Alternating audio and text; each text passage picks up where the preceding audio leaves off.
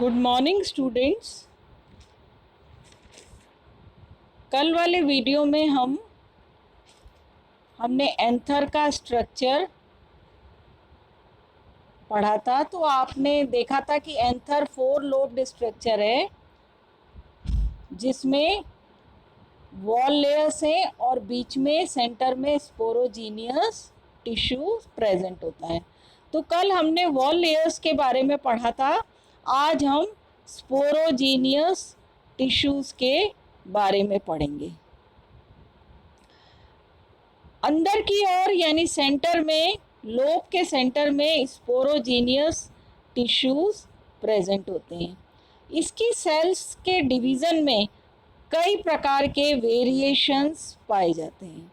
यानी कुछ में इसकी कोई भी सेल डिवाइड नहीं होती और ये सीधे ही माइक्रोस्पोर मदर सेल्स की तरह बिहेव करती है, जैसे मालवेसी और कुकुरबिटेसी के मेंबर्स।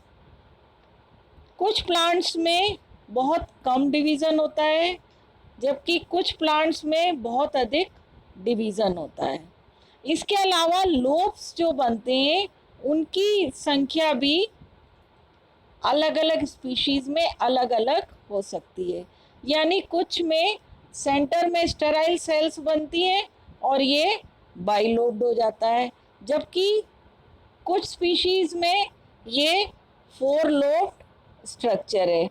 इसलिए अलग अलग स्पीशीज़ में इसका स्ट्रक्चर अलग अलग हो सकता है। अब नेक्स्ट है माइक्रोस्पोरोजेनेसिस, यानी स्पोरोजीनियस टिश्यूज बनने के बाद ये स्पोर मदर सेल्स में रूपांतरित हो जाती हैं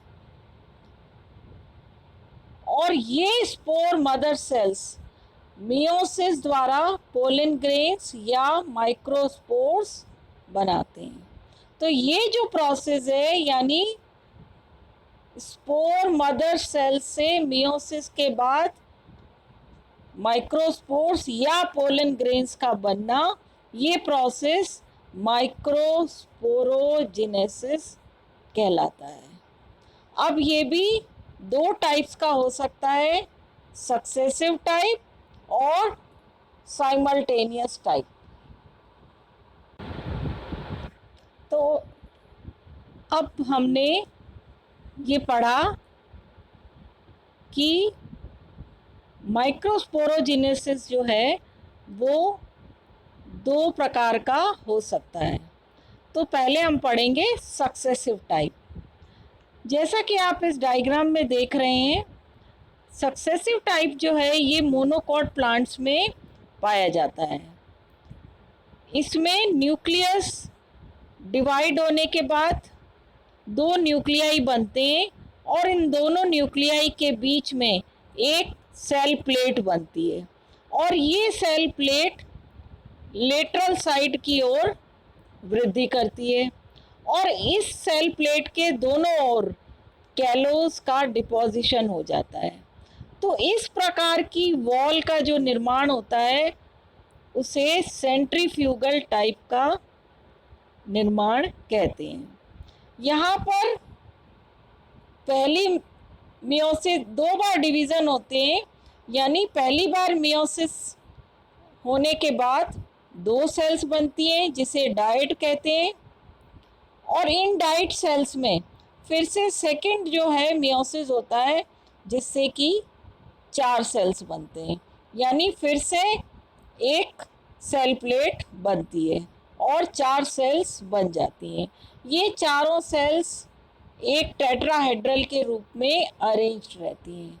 फॉर एग्जाम्पल जिया मेज, जैसा कि आप इसमें डायग्राम में देख रहे हैं।